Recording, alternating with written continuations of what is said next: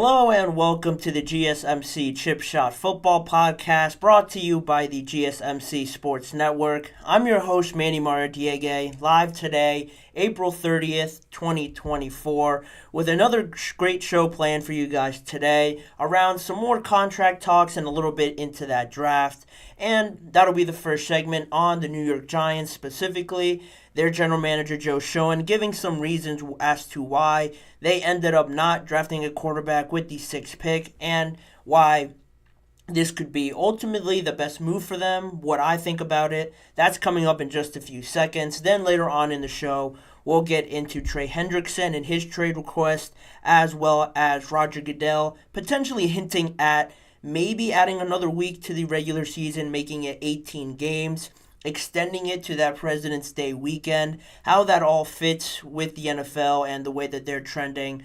All of those topics coming up on today's episode. Make sure to like, follow, and subscribe to the GSMC Chip Shot Football Podcast.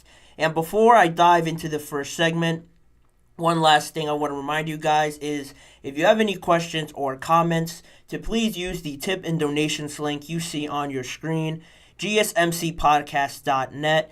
By using that link, your questions pop up over to my right in my chat box. I can read your question out loud and get your guys' perspectives, any thoughts, any questions you have on anything I say or on any of the topics that I talk about today. It's a lot more engaging and it's a massive help for this show as well as all the other shows across the network as well. So again, the tip and donations link is gsmcpodcast.net. We all thank you guys a lot whenever you guys are able to use that with any question or comment.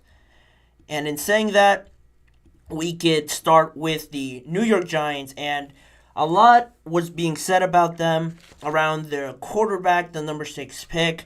Where do they stand on Daniel Jones? Going into this year, off of the back of last season, he gets that massive contract, then he deals with a neck injury, then he comes back, and then he tears his ACL, and then he's out for the rest of the season.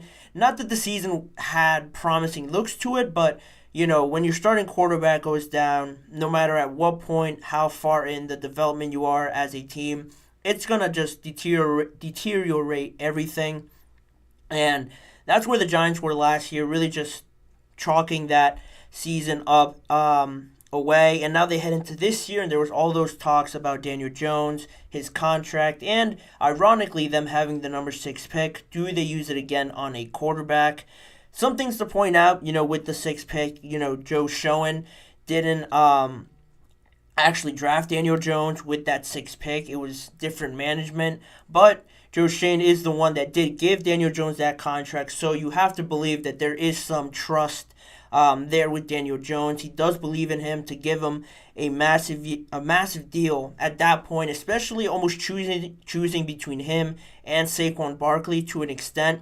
To decide to give it to Daniel Jones, you have to believe that head coach Brian Daboll and Joe Schoen really believe in Daniel Jones, and that's really the genesis of this whole idea, really the main answer to all of this, because of that trust that they have in Daniel Jones and not really entertaining anything at pick number 6. And I mentioned pick number 6 because NFL Network's Ian Rappaport claimed, he reported that the New York Giants actually attempted to trade a sort of last resort trade, a last-ditch effort to move up to the number 3 spot with the New England Patriots, trade those picks between those two teams, and try and move up and draft Drake May at that number 3 spot. But New England declined it, obviously. They ended up taking Drake May, and afterwards they said that they did indeed receive these said offers, didn't specify what they were offered or from whom, but regardless of that, Ian Rappaport reported it. You saw it elsewhere as well. Other sources saying that the Giants were looking to trade up. They did extensive work on this quarterback class, and it makes you think that other than the offer was rumored to be the 6th overall pick, the 47th overall pick, and next year's first-round pick for New England's 3rd. And with that being said, it seems you have to think that if they're willing to offer the 6th, the 47th, and next year's 1st for Drake May for that number 3 spot, it just makes you think that, it was either Drake May or nothing. They really wanted Drake May, it seemed. That was the rumored offer from the Giants. Nothing was confirmed or anything like that. But that's really as close as it got to finding a solid answer to what the Giants were offering for a potential trade with that number 3 overall pick with the New England Patriots.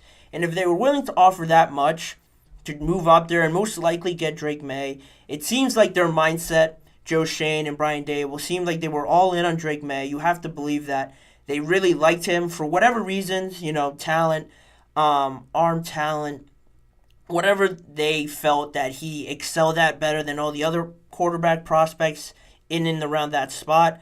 It seemed like Drake May was at the top of their board because at the number 6 spot, J.J. McCarthy was still there. And if they just wanted to draft a quarterback for the sake of it, just have anybody in there besides Daniel Jones, then they would have taken J.J. McCarthy. And I think that surprised a lot of people when that pick was made because, again, I don't have to relist the reasons why Daniel Jones is sitting on a warm seat. He's not on the hot seat, but it's definitely heating up a little bit, and it will continue to heat up if this season doesn't go as planned. But for right now, it's not extremely to the point where people just want him out the door. They don't even want to look at him. There is some, you tilt your head sideways, you look at Daniel Jones, you look at that first year with Daboll, and you're like, all right, there might be something there with him. They won that playoff game with not much more talent than they have heading into this year. Of course, you have Saquon, and he's not there. But that brings me to my other point and where sort of Joe Schoen really was thinking with this whole process, specifically with Joe Schoen after the draft and after they made their selection. He said, I said it in January after the season. Our expectation was Daniel would be our starter, so on and so on.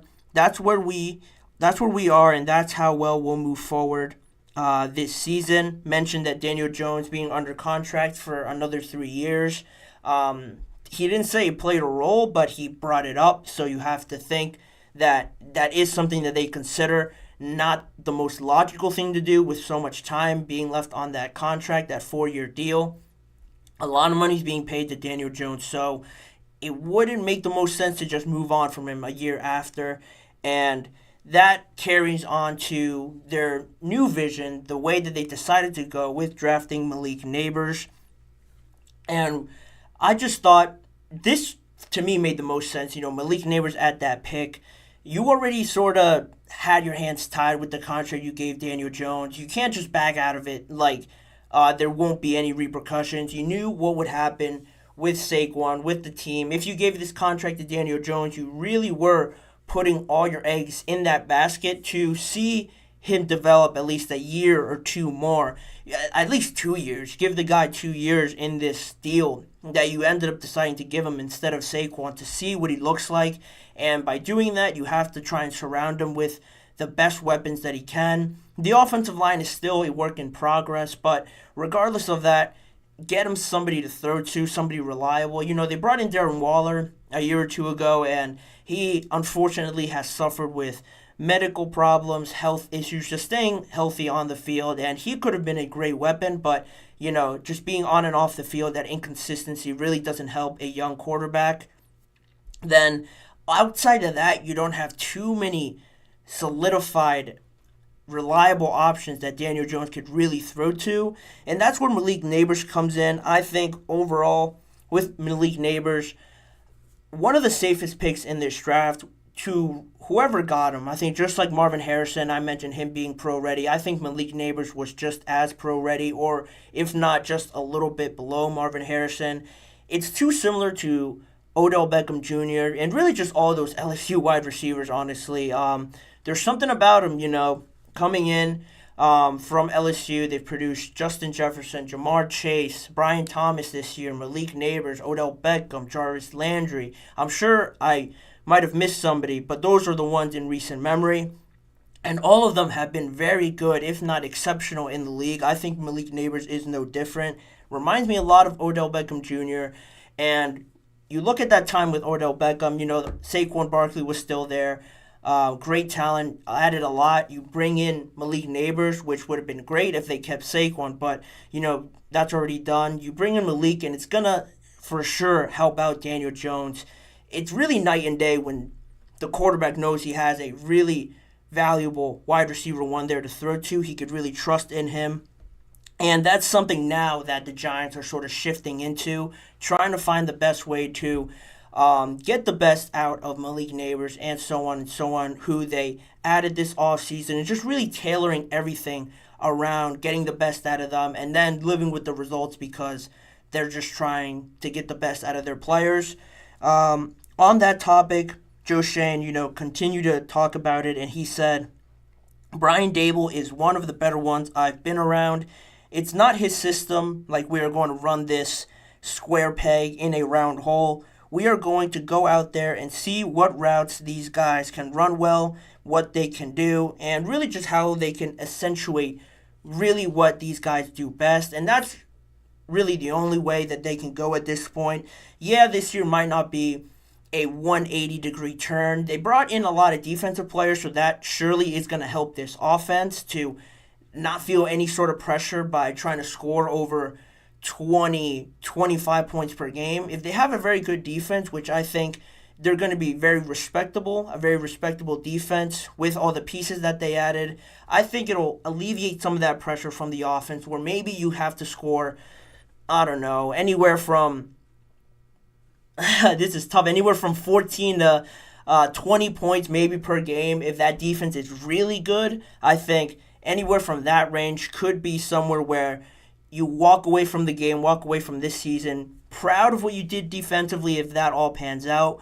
But that's really the biggest idea with the Giants and where they are now because of the contract, because of the limited talent that they have on their team.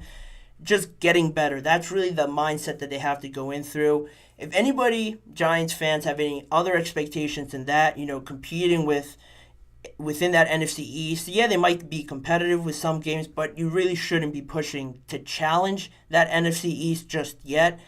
Just improving upon this year, I think, will buy Brian Daboll some more time, Joe Schoen, and convince more fans, more people to be on their side, to buy into this long-term project, because then maybe next year you have a very solidified answer then around your quarterback and Daniel Jones. If he struggles once again, stays healthy and still struggles, then you really have a more solidified answer as to moving on from the quarterback rather than having these doubts around him. He didn't have an offensive line, no wide receiver one. You got him the wide receiver now, the defense as well. Now it's really up to Daniel Jones to really just put in from his part, not get injured, be consistent. More of what we saw in 2022 where they made the playoffs. If he can sort of replicate something like that, I think it will buy Daniel Jones more time and Brian Daboll and Joe Schoen, like I mentioned, as well.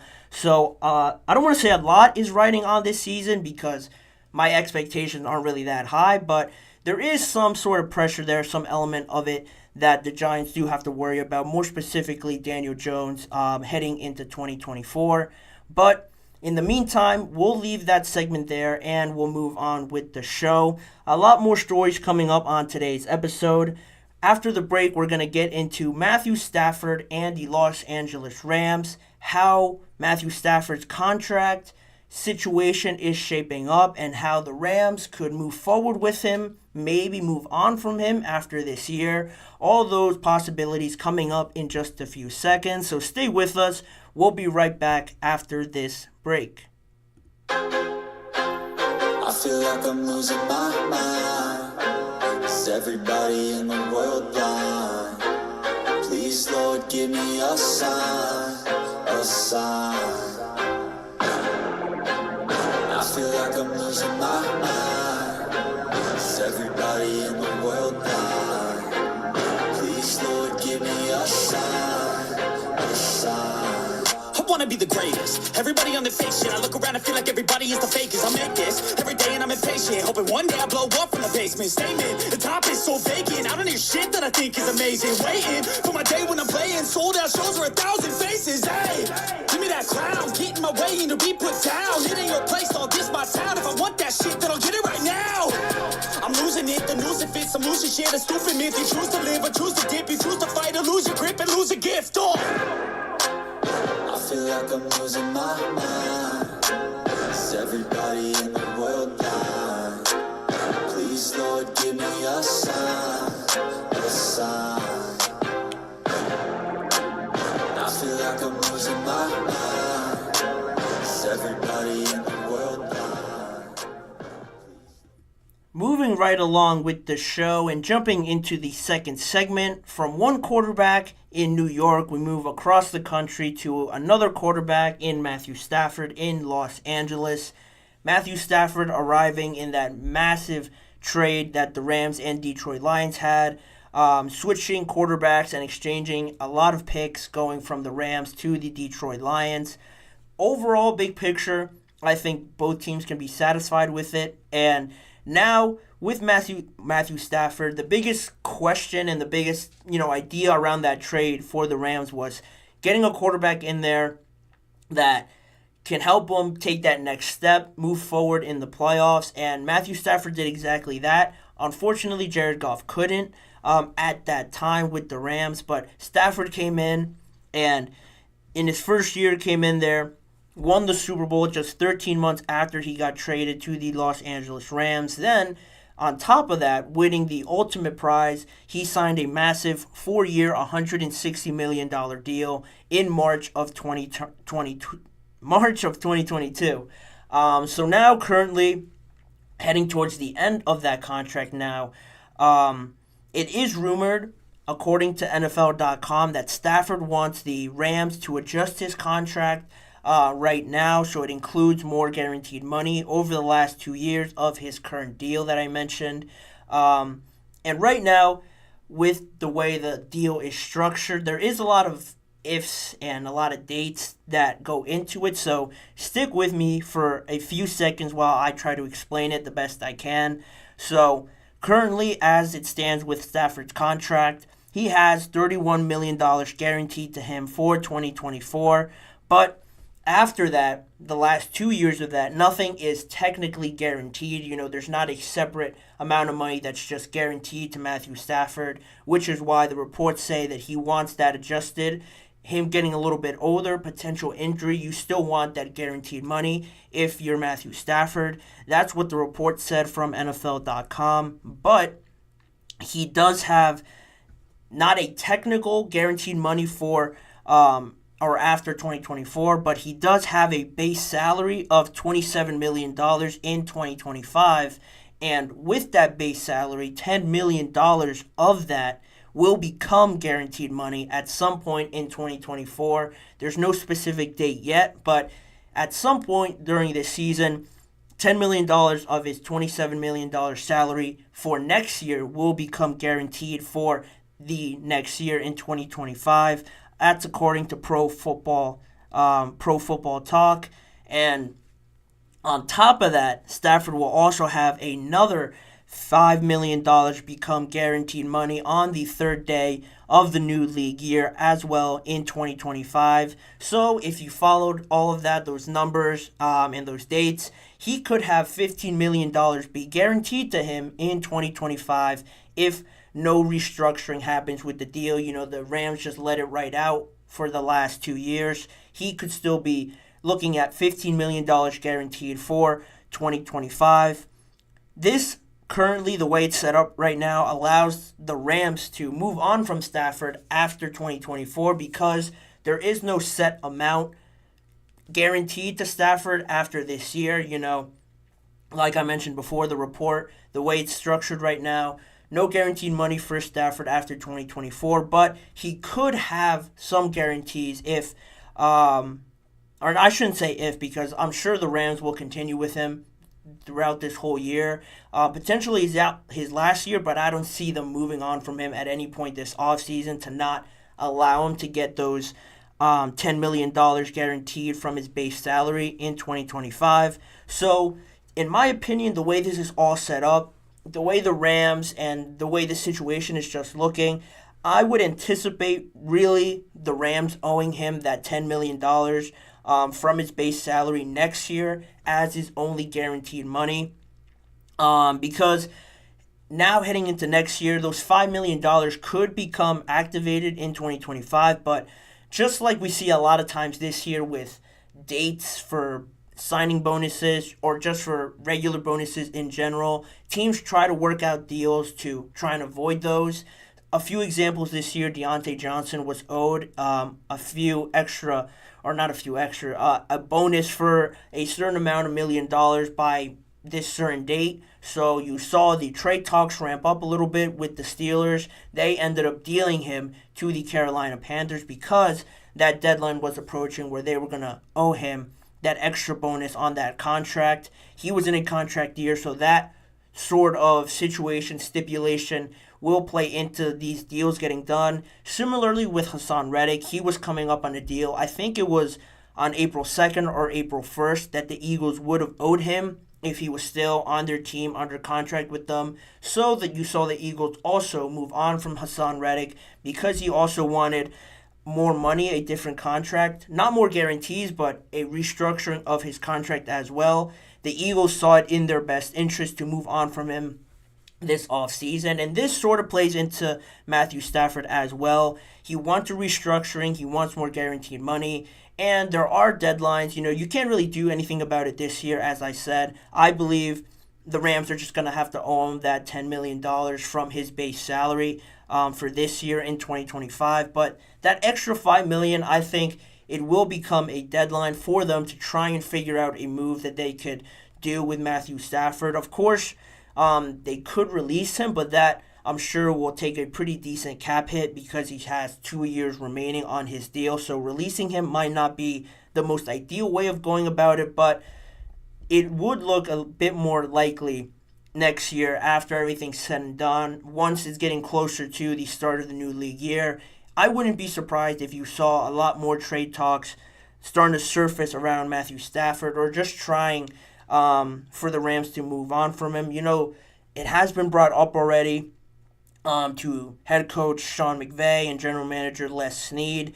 They were asked about it, and just like all head coaches and general managers on these touchy subjects, these sensitive topics that they don't want to vent out to the public, they sort of danced around it. They didn't address it directly, but from one point of view, Sean McVay was asked about the report of Stafford not being happy with his deal, wanting more guaranteed money, to which Sean McVay said, "I've had good dialogue with Matthew. We'll keep those things in-house, but he's been around with our guys, and we'll keep those things in-house again," he said.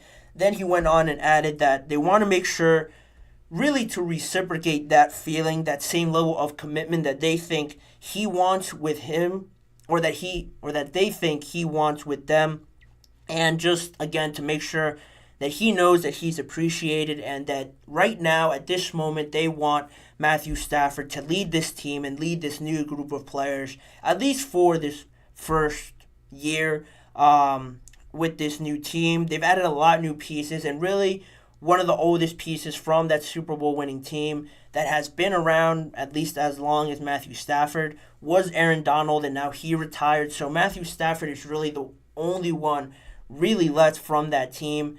But they still, Sean McVay, Les Snead, want him to be the leader of this group. There is a lot of young pieces coming in, and we're already on the team. They played well, but I have no doubts that they benefited greatly from a guy like Matthew Stafford being in there, being the voice of reason, guiding them through all the tough times, the stipulations that rookies, second-year players face in the NFL.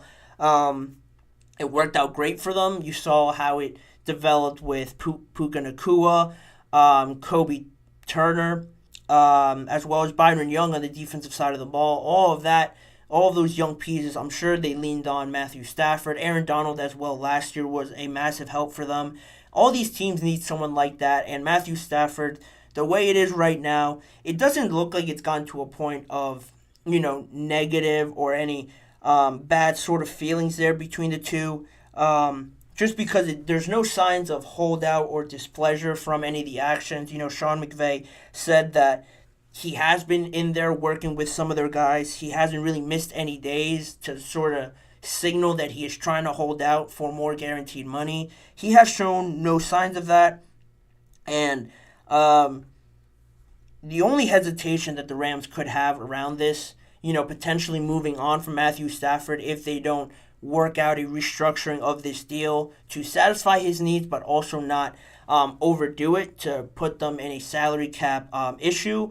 Really, that hesitation comes from Matthew Stafford, like I mentioned, getting a little bit older. He has been suffering with injuries over the last 2 years, missed 8 games last year, and even though they made the playoffs, you have to think a little bit that you have to think and imagine, what if Stafford didn't get hurt? Is this starting to become a more common problem with him being 37 next offseason? One of the older quarterbacks in the league. Doesn't mean he is dropping off by any means, but injury starts to pop up more often than not. You see guys with Aaron Rodgers, Achilles injury, Kirk Cousins, Achilles injury. And those are very rare moments and just odd that they happen, but they do happen, and it is more likely with older quarterbacks. So that's something you have to look out for, especially with Stafford already suffering through them a little bit more.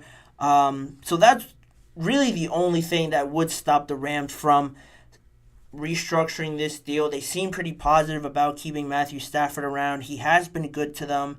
And just like I mentioned at the start of this segment, this whole sort of experiment with Matthew Stafford and trading off a top pick in the NFL draft, number 1 overall, actually, with the Rams.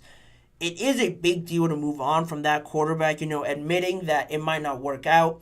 You might not have evaluated right. It takes a lot to actually try and trade that guy to another team for an older quarterback. And really, with an older quarterback coming in at the time like Matthew Stafford was in 2021 with that trade, it puts a lot of pressure on the Rams to go out and win now.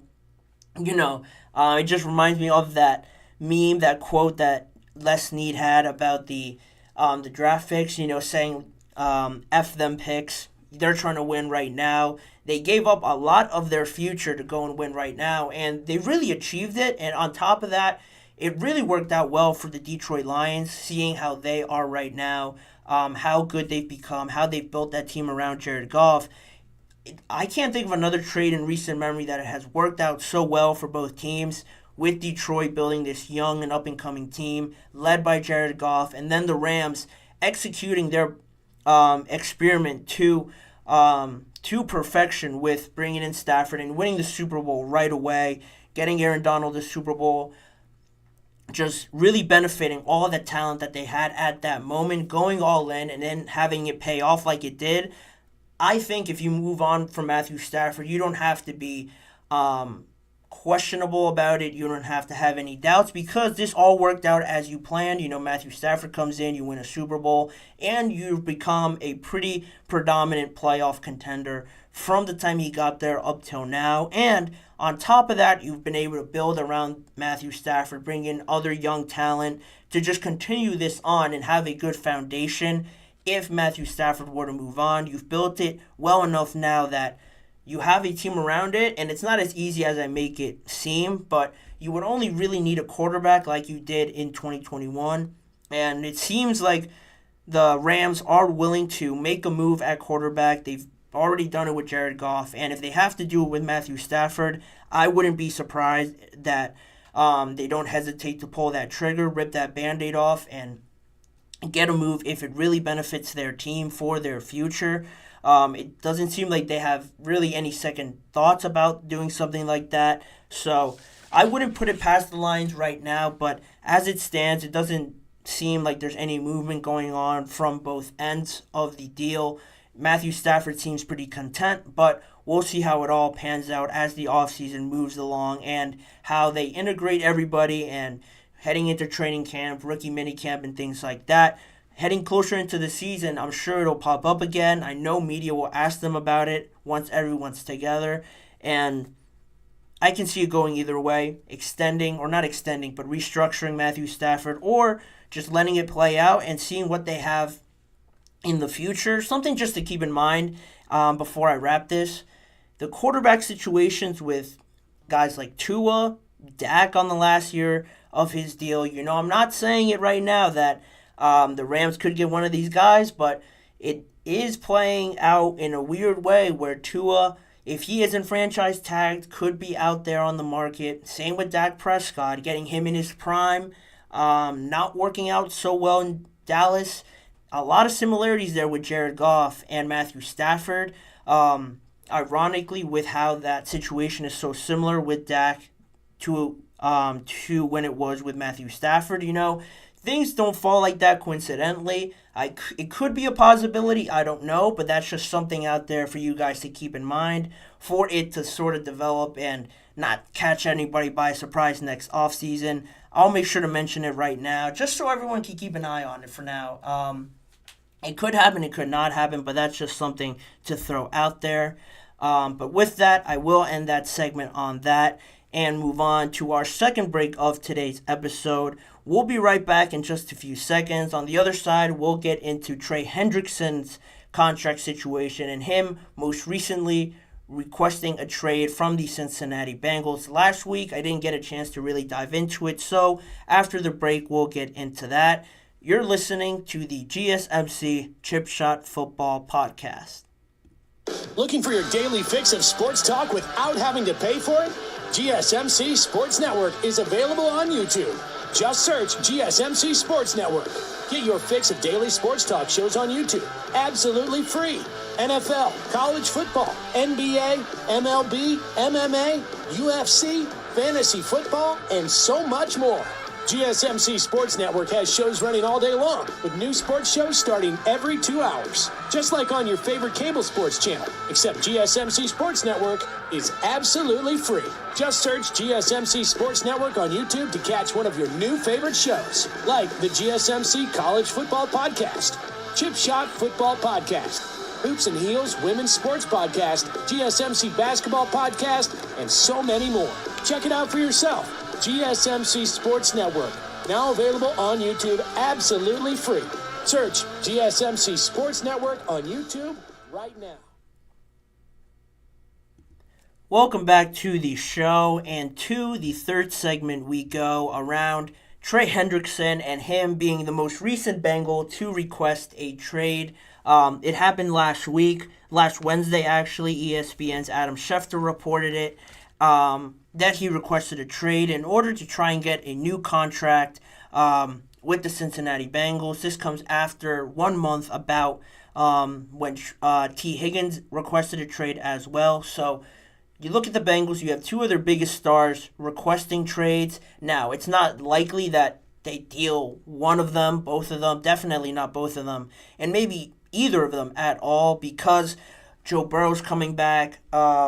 Their head coach, Zach Taylor, has mentioned it before that they really believe that this season they want to get the best out of this season and have this be one of their most prominent Super Bowl run seasons with all the pieces that they have. It seems like they feel really good about it, but they're certainly not going to get it done without either of these two. Like I mentioned before, T. Higgins requested a trade. That doesn't seem likely. He even admitted to it a little bit that, he's open to staying, kind of seeing the writing on the wall with being franchise tagged. They don't have to deal him, so making a big deal out of it doesn't make too much sense from his part. But with Trey Hendrickson, very different because he last signed a 1-year contract extension to his initial 4-year, $60 million deal he got from the Cincinnati Bengals when they signed him from free agency. He has 2 years left on that with about $15 million salary at 29 years old right now. And with that, the biggest number I take away from that is $15 million as a salary, roughly for the last 2 years of this deal. You look at $15 million, Trey Hendrickson, not really talked about too much around the NFL as being this absolute monster, unstoppable force. When you think of the best edge rushers, defensive ends, outside linebackers, whatever you want to call them, the first names that pop to mind are Nick Bosa, TJ Watt, Myles Garrett, and guys like that, Micah Parsons as well. You don't really throw Trey Hendrickson's name in there too much, but he's coming off of one of his best years, a career high with 17.5 sacks, which was tied for second with Josh Allen, and only Myles Garrett and TJ Watt have had more sacks than Trey Hendrickson's 53 sacks over the last 4 years. So you compare the numbers like that, and it might not be such a huge drop off from those guys like Garrett and TJ Watt and Josh Allen in there as well. With that sort of production, his current salary, $15 million, ranks 11th in annual salary among edge rushers. The Bengals don't feel inclined to trade him right now, as they shouldn't. But obviously, because he signed through 2025, they don't feel like they have to do anything with this trade request. But the big issue, at least for me, if I'm Trey Hendrickson, 11th as the annual salary for him, the sort of production like I just mentioned with some of the top guys, TJ Watt is up there with making close to $30 million a year. Myles Garrett is around $25 million. And you see guys like Josh Allen as well getting a huge extension with the Jaguars. I want to say Danielle Hunter got an extension or signed a massive deal with the Houston Texans, so he's up there as well. All these guys are getting new deals around him, and Trey Hendrickson is really in the prime of his career right now, only still 29 years old. His current contract is running out a little bit, and $15 million just really isn't going to cut it. 11th ranked pass rusher. I probably couldn't name 11 guys better than Trey Hendrickson off the top of my head, so he, rightly so, deserves to be paid that much, but again, he just doesn't have the leverage simply in this situation because he did sign that extension and he's obligated to be and play on that deal at least through 2025. And to that feeling, to that idea of keeping Trey Hendrickson, head coach Zach Taylor also said, we want Trey to play here next year for us. He's going to play here next year for us. No doubt in Zach Taylor's mind. But Trey Hendrickson and his agent, Harold Lewis, met with Cincinnati in March to ask about a potential trade, according to ESPN. So this situation has sort of been brewing, and nothing has been really concrete up until now. Reported by Adam Schefter last week about Trey Hendrickson officially, putting it out there into the public that he requested a trade. But where this kind of takes a turn a little bit, around this whole idea with Trey Hendrickson and playing for the Bengals, having to play for the Bengals. Kelsey Conway, a beat reporter for the Bengals and for USA Today and Cincinnati.com, she said that despite his trade request, Trey is hopeful to stay in Cincinnati, but oddly enough, he also is considering retirement, and that came at surprise for me. Not that you haven't seen guys retire early, but it just comes really out of left field. How well Trey Hendrickson's been, how good of a team he's been on. He hasn't really suffered with injury problems at all in his career, so it just came out of shock to me that according to Kelsey Conway, he's also considering retirement. You don't want to say that the money is pushing him towards that, but it's just something to monitor if he ends up retiring and how that throws everything out the window for the Bengals. Him being one of their prominent just overall players on their team, they don't have anywhere near the level of success that they have without him. Even with Jamar Chase, even with T. Higgins and Joe Burrow,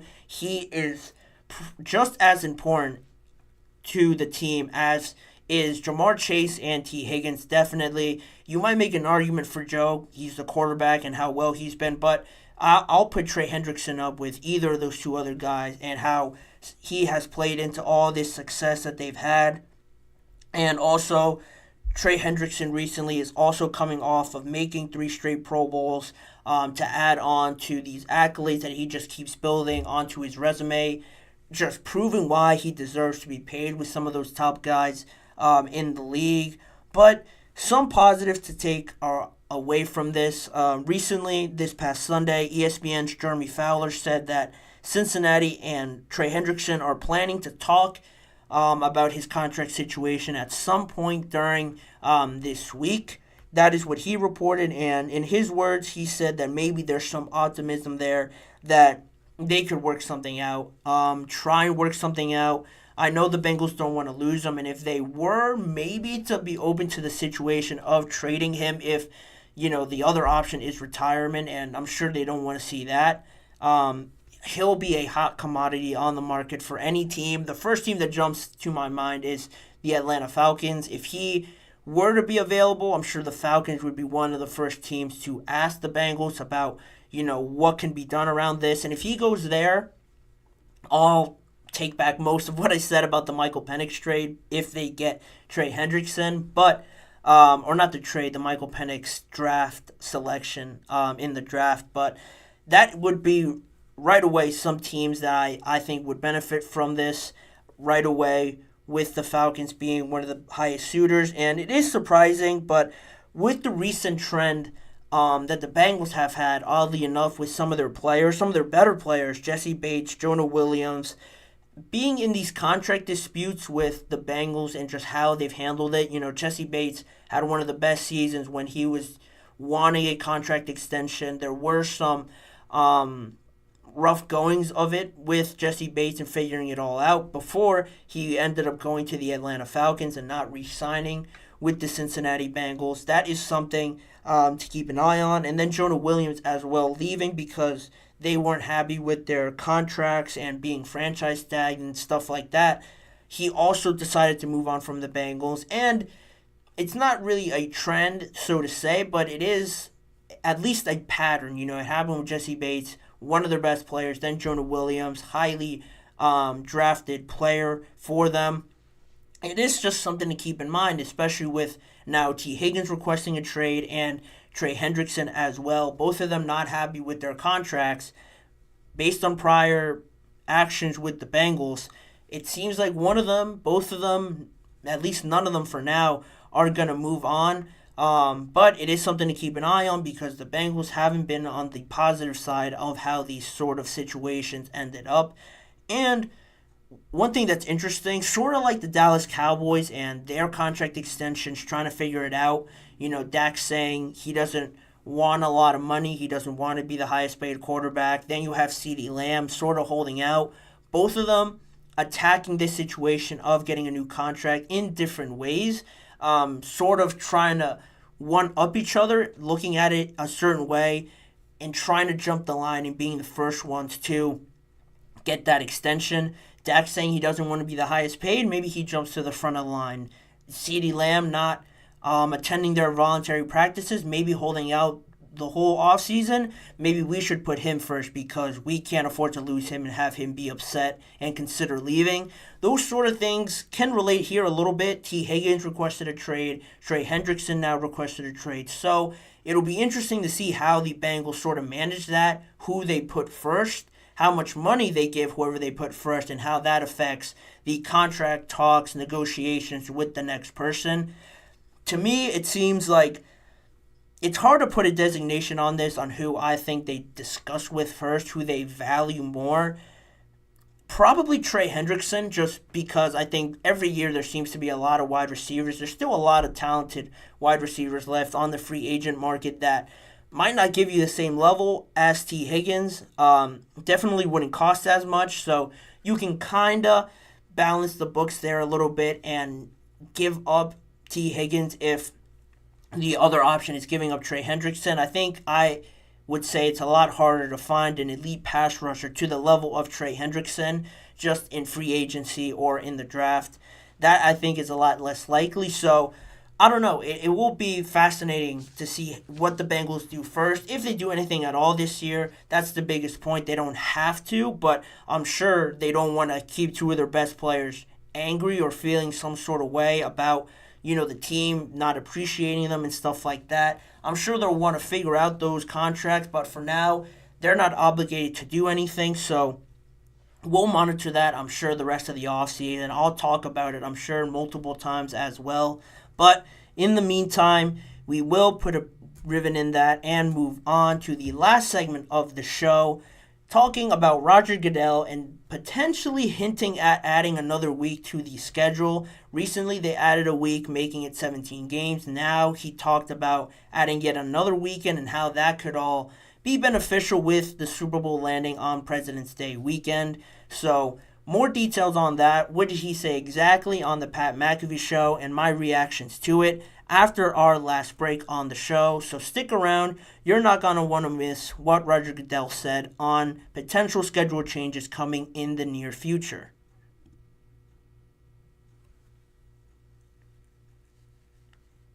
For the best and latest podcasts available anywhere, go to the podcast app on your cell phone and type in GSMC to access free content-rich podcasts on health and wellness, book reviews, sports, entertainment, relationships, social media, movies, technology, finance, and even weird news. Subscribe and download the GSMC Podcast Network's family of shows, available everywhere podcasts are found.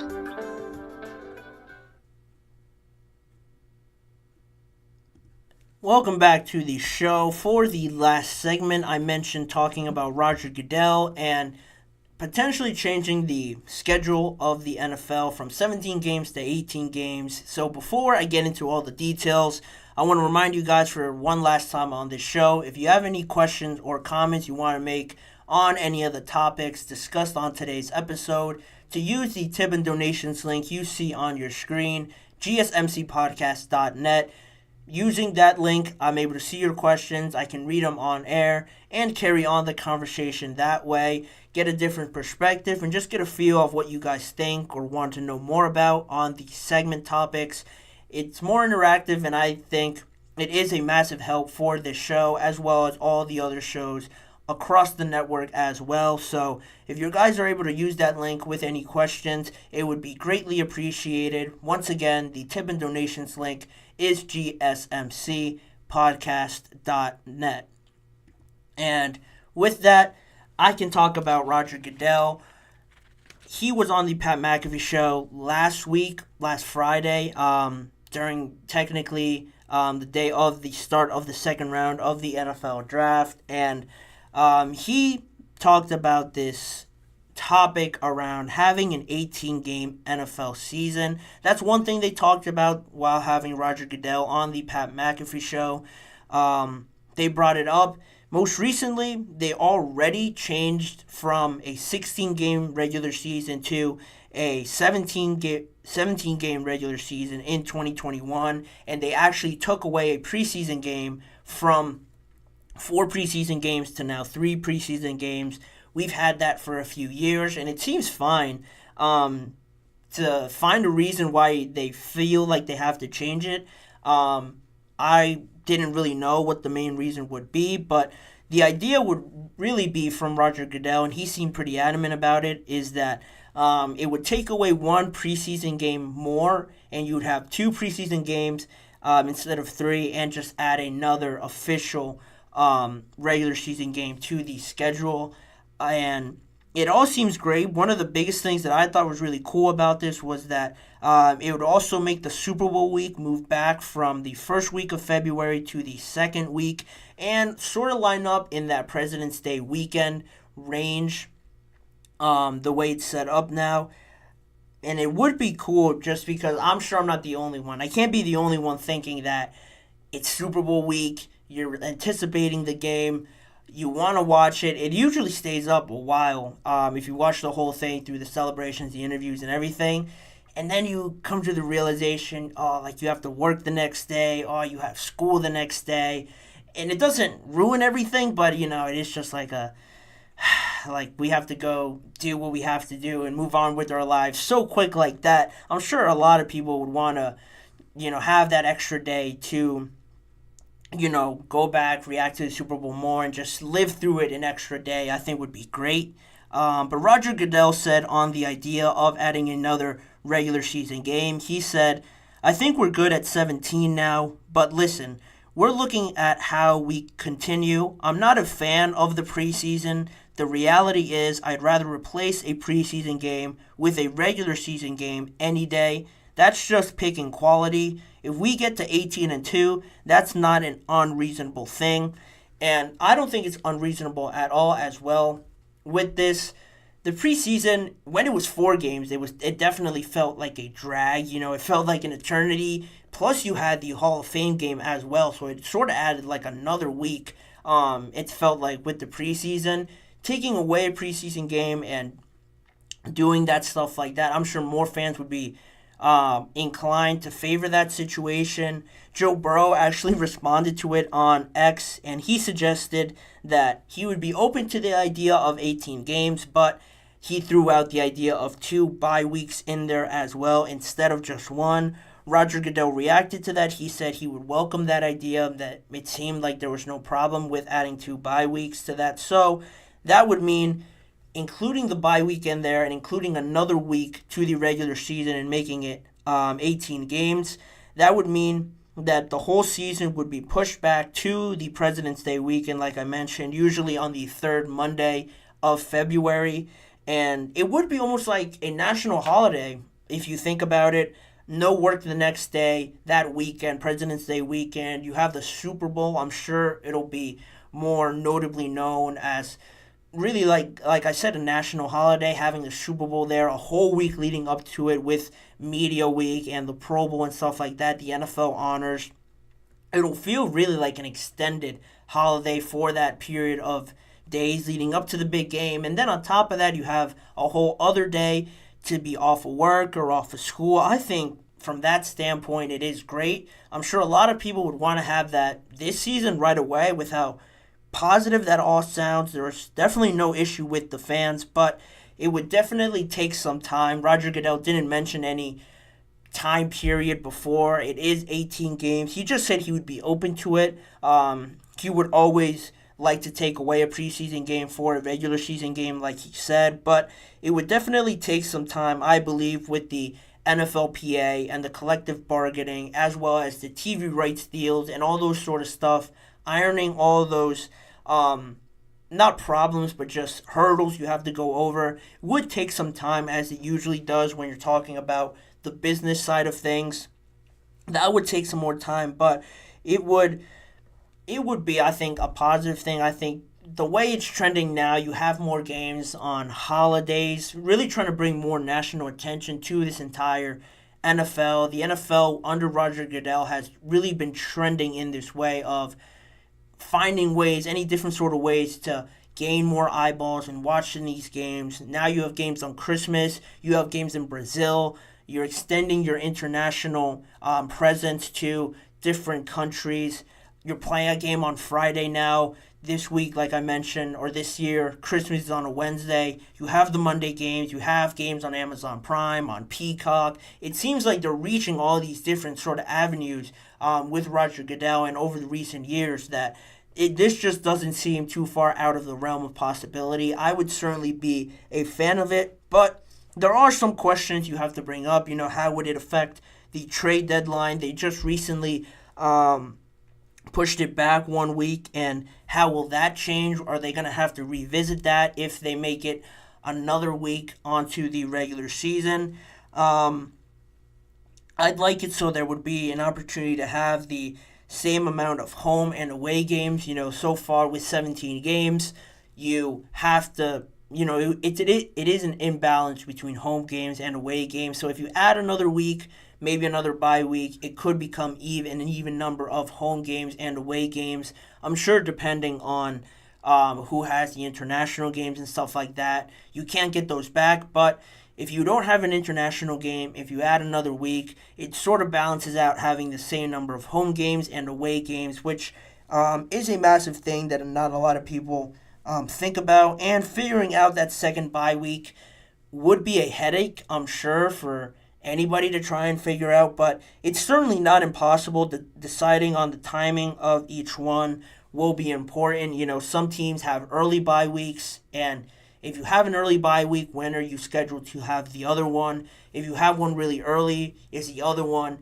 really late in the season? Are they really close in the middle of the season? You know, all those ifs, buts, and what ifs are really the major problems in figuring all of this out. But if you just think back a few years ago, I don't think anybody would have imagined this, getting to this point, playing games in Brazil, extending this to 17 games, and now talking about extending it to 18 games and streaming only games where you have to be subscribed to one of these streaming networks, and having the NFL expand itself more and more each year.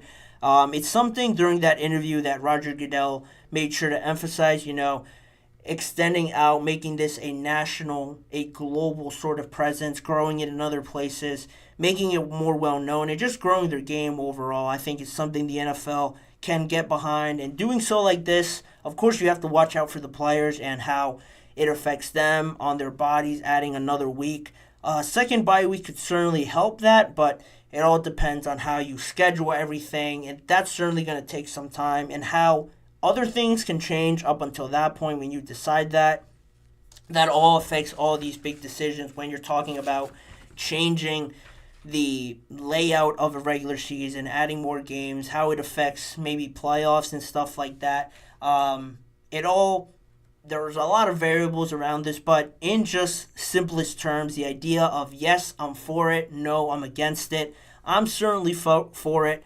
I think it would be great, mainly because of that President's Day weekend thing. I think that's just great. I've always wanted to have the next day be off or just not have to work or do school. I guess it is a good thing I'm graduating from school, but regardless, I think it would be a great thing for the NFL to just keep growing their game. And the way it's going, I wouldn't be surprised if this happened. If I were to give a prediction, maybe 2-3 years down the line, not this year, maybe not the next year, but after that, I'm sure it'll become more and more serious for the NFL to consider this a real possibility. That's how I feel about it. I want to know what you guys think. Leave it down in the comments if you're for or against adding another week to the regular season and having it fall on President's Weekend. What are problems you see with it? What are other benefits that I didn't mention? Leave it all in the comments below. I always love hearing what you guys think about this situation and where you guys just stand on it overall. But with that being said, that is all the time I have on today's episode. As always, I want to thank you guys for tuning in to today's show of the GSMC Chip Shot Football Podcast presented by the GSMC Sports Network. Please remember to like, follow, and subscribe to the show, as well as following the network on Facebook, Instagram, X, and TikTok for more of the network's content outside of sports as well. If you do want to see more of me and this show, check out the GSMC Sports Network channel and the podcast network on YouTube for all the live shows that are on there, fully recorded for you to go back and check out. YouTube Shorts are posted every weekday on both channels, as well as individual segment videos. If you missed a certain segment or just want to rewatch one part of a live show, all of that is on both channels for you guys to go and check out. As a reminder, tune in every weekday at 6:30 p.m. Eastern Time for more NFL discussions and just conversations around football in general with me, Manny Maradiaga, as your host. Thanking you guys for joining me on today's episode, and I hope to see you guys all back here again, same time tomorrow.